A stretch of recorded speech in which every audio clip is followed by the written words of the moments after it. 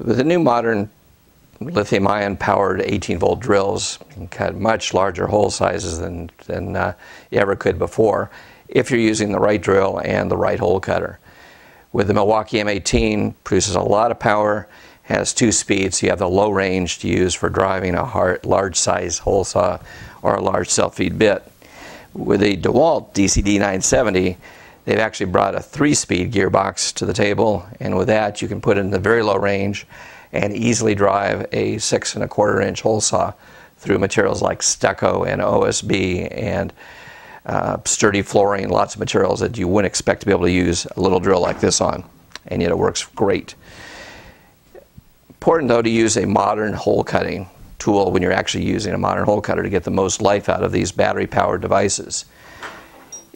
In the past, people have used a spade bit. These are available from 1/4 inch up to 1.5 inches.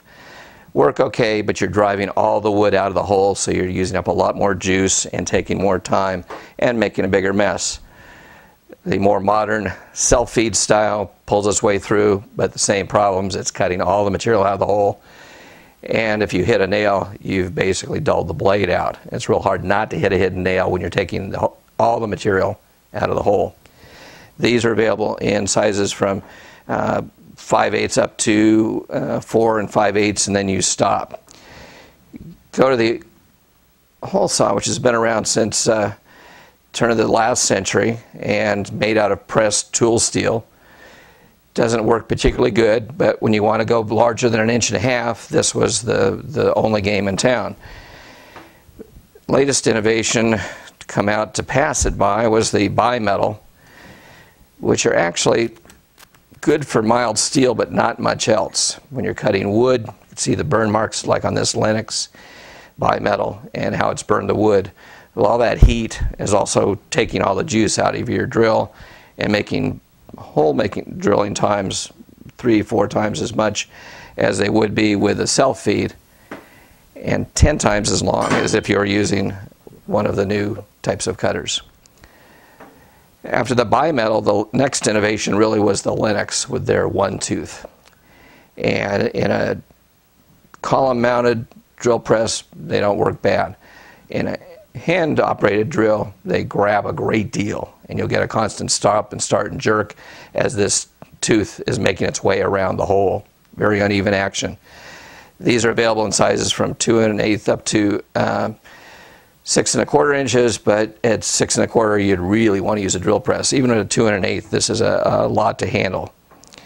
Far better hole cutter was the Big Hog that Milwaukee has come out with, that has 3 teeth, so you get a much more even cutting action, much smoother. With these you can cut 3 times larger hole with a lot less effort. The other innovation that Milwaukee brought to play was a special spade tip for the pilot bit. So when you're actually making the hole, making the penetration to get to where these teeth can cut, you're going to go through a lot faster. It also makes it a lot easier for that plug to come out of the device as well. The other piece that then came out, if you will, along the lines, was the excellent Bosch. Now this is a tungsten carbide tipped, so unlike the one tooth, unlike the Milwaukee, you actually have a tungsten carbide tooth that will cut wood and particle board, but will also cut through materials like fiberglass and sheetrock and plaster, fiber cement board, lots of other materials. It has 4 tips and 4 gullets, so you're getting a little bit better cutting action, a little bit smoother cutting, and a little bit longer life with the tungsten carbide. Key with the Bosch and the pro and con is that it uses the quick change.